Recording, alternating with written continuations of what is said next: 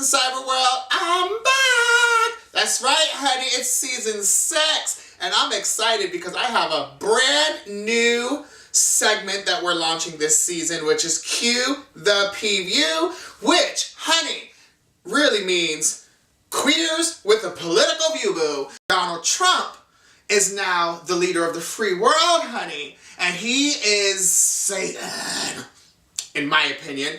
But we're going to see what the queers have to say because, honey, we've come way too far to let one man and his administration set us back to the 50s, honey. I refuse. I think if we all stand together and call out his shady actions, our voice, our America, you feel me? And I have an amazing lineup of show topics. We got some amazing guests this season. I'm just excited to be back in front of the camera, speaking to all of you. I'll be right back, honey, with your juiciest gay celebrity news.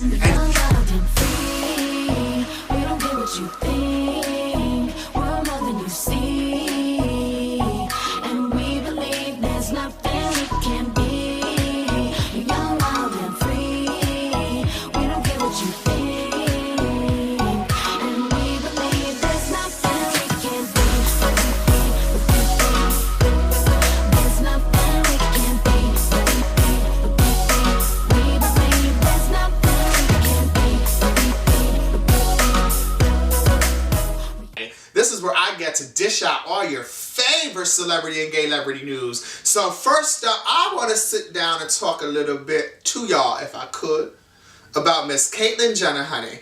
You want to be the trans advocate. You want to be the trans leader in America, and you are a Republican, which is cool. That's your discretion, boo-boo. But when you are supporting our 45th president, Donald Trump, who is against LGBT rights, it stands everything against what you stand for. How in the world do you want our community to embrace you, Miss Caitlyn, honey?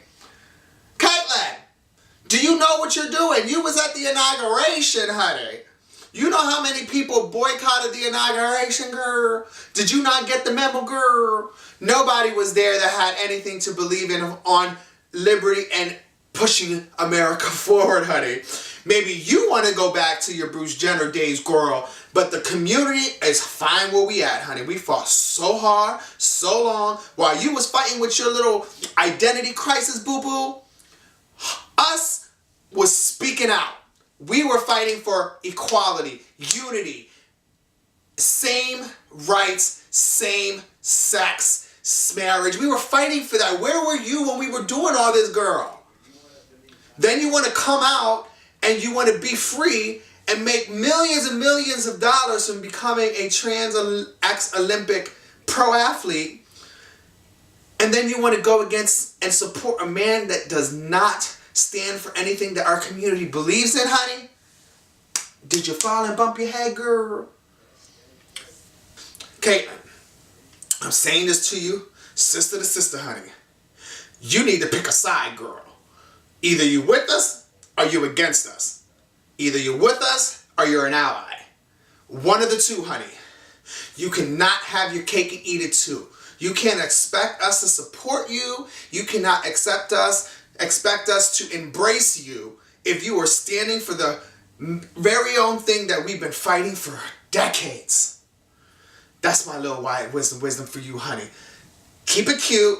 Stay LGBT, honey. You was be Republican all you want, honey, but you need to be anti-Trump. That's all I'm saying. And I hate to persuade folks for their opinion, but right is right. You can't expect a community to embrace you and accept you as a role model like we do T.S. Madison, like we do Laverne Cox, like we do Janet Mock, like we do Carmen Carrera. You can't be in those categories and support a man of hate. That's all I'm saying. Next, honey, can we talk about this Keke Palmer and Trey Songz? So listen, here's the TT. So allegedly it was a New Year's Eve bash thrown at Trey Songz' crib. Keke was invited, so you know Keke's showing up. She would have been a fool not to, honey, because Trey Songz is fine, F-I-N-E. And so throughout the night, she's consuming alcohol, she's consuming food, she's, chilling out, It's New Year's Eve. So the cameras bust out. So she's like, whoa, what's going on? So they keep asking her to be up in Trey Songz's video. And she's saying, no, I don't want to be in the video because she wasn't in the right state of mind to make a conscious decision whether or not that was going to go with her brand. This is Kiki's words, her words, honey, her words, that she didn't know if that was going to be in her brand. So they end up filming her. So then Trey Songz released this video. And now Keke Palmer feels a certain type of way because she feels like she was trapped, bamboozled to be in this video. So she fires back online to Trey Songz. So Trey Songz fires back. Now Trey Songz folks, update, took down the video, but now Keke is still pleading her case. She said she was in a closet, she was uncomfortable, and she didn't want the video. This is what she's saying. My advice to you, Keke Palmer girl, is you're a big woman. You're a whole woman at this point. You could have removed yourself out that situation at any given moment. Just saying. Love you down, girl. I think you're most talented, up-and-coming songstress and actresses that I've seen in a very long time. But honey, I need you to put yourself in better predicaments. That's all I'm saying about that. Now moving on to Miss Paris Jackson. So Miss Paris Jackson is now wanting to be in the forefront of this camera. So we all know that her father, Michael Jackson, the King of Pop, has, passed on. And Paris has been through her little swing moods, depression, suicidal thoughts, but so now she's on top of the world. She was recently on the cover of Rolling Stones. And what was interesting about the article was that she identifies as being black. So she looks anything other than being black, which is cool. You can identify to who you want to identify to, because I get it.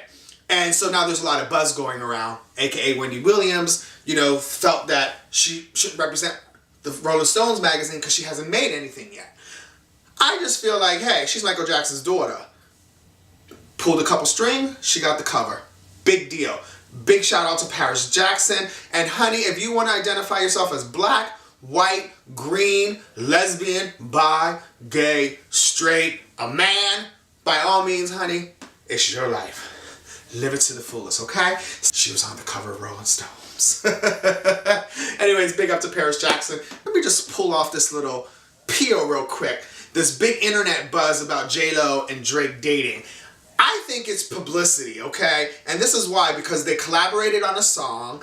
They're thinking about releasing it. I think all of this lovey-dovey photographs that we're seeing is part of a top secret music video that they shot. And they're like, hey, let's stir shit up. Let's put it out there. Let people know that we're dating or we're doing this. But Drake is fine, Jenny. If you is banging that, good for you, girl. But in a relationship, I don't know. I don't see Jennifer settling down with Drake just because it's just too controversial right now. And I think right now she's focused on her Shades of Blue, which is about to premiere, her Las Vegas, her new Spanish album, Her Kids. I personally think she need to get back with Mark. Anyways, just wanted to throw my little 2 cents into the Jay and the Jennifer Lopez and the Drake scandal. So I'll be right back with my show topic. All right, guys? Young, wild, and free. We don't care what you think. We're more than you see. And we believe there's nothing we can't be. You're young, wild, and free. We don't care what you think. All right, y'all. So welcome back to my today's topic. So my topic today, I found something interesting, and it's going to tie into the premiere of my political part of the show. I just wanted to quickly touch base with you. This article that I found, and I got my trusty iPhone here, that I found through Rolling Stones, believe it or not. So basically, it's about when we, as a community, had the victory of marrying each other. Love wins. Pound love wins. I'm sure you guys remember that. So the article pretty much highlighted the success of where we become, or where we came with the legislation and the laws passed that we're able to marry same sex. But it also highlighted there was 4 major issues that we're going to be working on, and I believe that these issues with all of my heart are valid issues. One is violence. Lesbian, gays, and transgender people, especially those of color, experience violence at a disappropriately high rates compared to straight singular people. According to the FBI, based agent sexual orientation, genders, identities, accountable for 21% of hate crimes reported in 2013, with sexuality its second most common single category following race. So what this is saying to me is that yes, we've come this far, we still have much more work to do because we are still being murdered. We are still getting hate crimed against, meaning we are being discriminated. People are still being violent towards our community for who we are, not because they have any good reason, just because they don't like what we choose or who we love, because how we were born, because we really strongly believe that we love a man and we're a man. So I agree. I see so much hatred and so much violence that it is alarming to me, that sometimes it's baffling that we are in 2017 and we're still having such like hatred. And it's not going to get any better with our new president. That's all I'm saying. The second thing that caught my eye, which I agree with, was employment discrimination. A 2013 PEW Research Center survey found that 21% of the LGBT adults surveyed said their employers treated them unfairly because of their sexuality or gender identity. Justice systems and other groups found that nearly 50% of Black LGBT people have experienced employment discrimination. Have I experienced employment discrimination? I'm going to keep it 100 with you and tell you no. And the reason why is because, call me devil's advocate or call me a coward, but my personal life is my personal life. When I'm at work, I accustom myself to what society wants me to do. Call me a coward, call me whatever you want. I think it's because I grew up in a time where gays weren't accepted. Born in the 70s, grew up in the 80s and 90s. We had a rough time. So I learned to just roll with the punches.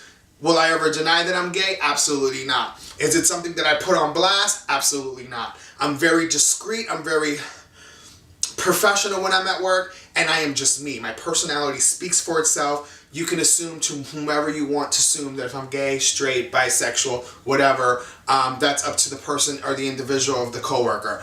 But so I've never personally experienced discrimination at work. Have I met folks that have? Absolutely. Especially a lot of my transgendered family. I think that a lot of them, it's hard for them to find work. That's why they turn to the sex jobs, which is another topic that we'll be having this season. So stay tuned for that. So they're forced to do other things to survive. If it's not performing in the nightlife, it's actually turning tricks in hotels in order to gain money because of the employment discrimination rate, okay? Then the third thing that really caught me was poverty. I don't know poverty well neither, and because I think that I'm a little more established than the younger LGBT community is now. I'm older, I'll be 40 soon, so I've been blessed to obtain a career and work hard. But it says research show that anti-LGBT discriminatory has harmfully affected the LGBT workers' economy, well-being, leading to the high rates of unemployment, homelessness, poor in health, and food insecurities. A national study compared the U.S. population and the transgender discrimination survey found that trans people are nearly 4 times more likely to earn below $10,000 a year than the average American in 2009. So again, this is going back to people being discriminative of who you are. So if you're a trans woman, an openly trans woman, it's harder for you to find work in America. I agree. I know a lot of people close to me that have this issue day in and day out. I try to support them with all of my heart and encourage them. They unfortunately do have to turn to the sex jobs, which, hey, listen, you got to live. We have to survive. We have to eat. We need shelter. We need food. We need clothing. So that's another big issue. Now, the fourth issue that they're saying is healthcare. And this topic could have hit better at any given moment because of what's going on with America with our freaking president. So it says social and statistics discriminations as well as unique health care access contributes to health disparity for the LGBT community. According to the Fenwell Institute, LGBT people are more likely than straight people to report health needs and have difficulty assisting care and obtaining insurance, which leads to a higher rate of disease, chronic illnesses, drug use, mental illnesses amongst the population. The discrimination for the transgender community, the Transgender Law Center found that in the private market that prevents a gender identity discrimination in insurance, denied an insurance coverage and transgender-related health care exclusion, kept transgendered and gender non-conforming people from accessing medical necessity care such as mental health services, surgery, and hormone therapy. So again, what it's saying to me, this particular article in Rolling Stones is that we've come so far, but yet we can't even have equal health insurance, but we can get married. So I can marry my husband, my man, the man of my life, but it's going to be a fight to put him on my insurance and vice versa. It's these transgendered women are obtaining these illnesses because they're being discriminative and not able to obtain health insurance. And this is why I say we are one voice, we are one America, because it's not going to get any better, folks. Now that Trump's in office, it's going to, and Mike Pence as his vice president, it's going to get only scarier. And I want all of you to understand that I am not a supporter of Trump, but I'm a realist, okay? If the dude is doing good, I can rock with you. But he's not doing anything that I've seen of any types of substance that's moving us forward. All I see is him replacing and repealing things that's bringing us back. So with that said, that's my show topic. How we still have a long way to go in the LGBTQ community, okay? Just because we had a huge victory as far as able to marry the person that we love, the person we want to spend the rest of our life with us, but there are other human rights that we need to fight. There are other human rights that we need to stand for. There are other things that we need to come together as a community to say that we will not take no for an answer, which is healthcare, which is being discriminated at a job, which is being homeless, which is being poor. $10,000 a year, I couldn't imagine in 2017 living off of $10,000 a year. That's insane. That's crazy. So people, remember, it may look all good, but we got a lot of work to do. And it starts with us. Because if we don't stand up and represent us and move to where we want to go in life, it's going to be hard for anybody out there who is not walking in our shoes to support us. So remember, folks, each time that you're shady with somebody within our community, somebody outside of our community sees that. They're saying, why should I support people that don't even support each other? So why should the heterosexual community support the LGBT community if we can't even support each other, if we're always at war with each other? So my friends, let's not be at war. Let's unite. Let's stand together. And again, this whole season, you'll hear it over and over and over. We are one voice. We are one America. And I think as soon as we realize that we are one voice and one America, we are going to be as powerful as that woman march was the day after the inauguration of Washington, D.C. Believe me when I tell you, folks, I believe in my community, I believe in my fellow human being, and I believe in our species. I believe that we will make this work. We are going to prevail. We will not fail because we have our voice. We have the freedom of speech. We have the freedom of boycott. We have the freedom of coming together and not saying that we're going to settle for our president. Okay? So, with that said, I'll be right back. Young, wild, and free. We don't care what you think. We're more than you see. And we believe there's nothing we can't be. Young, wild, and free. We don't care what you think. Hey, love bugs. So, welcome back to my brand new segment. So, this is basically queers expressing their political views. And of course, we're following our 45th president, Donald Trump. So if you live under a rock and you haven't heard, reality billionaire mogul Donald Trump was elected to be our 45th president of the United States. He was sworn in on January 20th in Washington, D.C. And honey, when I say that the majority of America is unhappy with this decision. So let's start with the campaigning of Donald Trump. to me, I feel that Donald woke up the white supremacy of America. And when I say that not lightly, I say that with all of my heart. He reached out to all of those hick-neck cities that secretly never ever got over the fact of racism. So they're looking at this man as Hitler, as, you know, the white supremacy of America. They're looking at him as the, you know, the alt-god of racism. Okay, this is what these white people are looking him as. And so what happened was they went out there and voted. They made sure they went out there and cast a vote. And whether Russia or not, because that was another little TT, honey, that Russia supposedly, you know, hacked into the, well, they did. I'm not saying supposedly because it's been released by our intelligence of America, the intelligence agencies, that they actually influenced the way that the election was going to go through the media influence by making Hillary look as bad as they made Hillary look. I'm pro-Hillary, I'm anti-Trump, but this is what I want to say to you, my people. Now that it is done, it is done.